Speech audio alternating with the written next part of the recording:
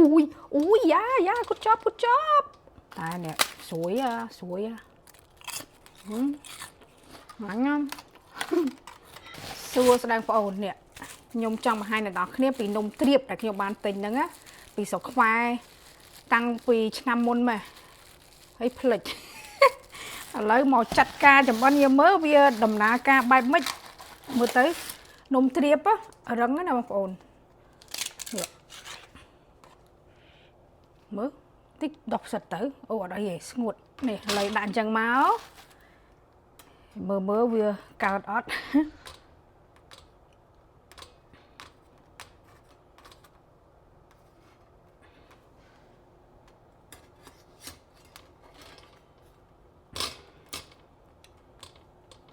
ដល់ពេលដាក់ភ្លើងក្តៅទៅវារៀងទន់តិចតែរឹងណាអូយយ៉ាgood job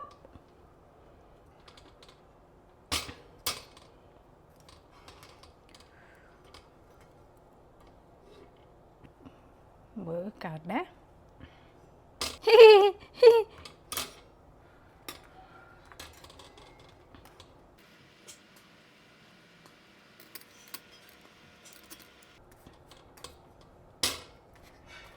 ជុំដល់ពេលគេធ្វើមិនក៏រីកខ្លាំងបែបហើយយើងអត់មានអីបរិចវាមិន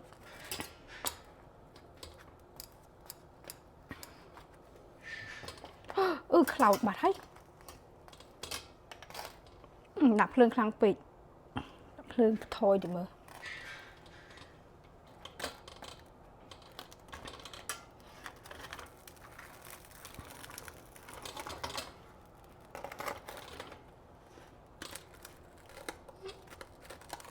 នេះបងប្អូននំទ្រាបនេះហើយ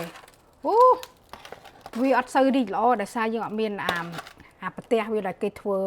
គេស្កត់វាចុះឡើងដើម្បីឲ្យវារីកហើយណាមួយភ្លើងនេះដូចវាតានៅកណ្ដាលអញ្ចឹងដូចវាអត់សូវល្អសោះអញ្ចឹងខ្ញុំត្រូវដូចផ្កាប់វាចុះឡើងតែនេះស្រួយអ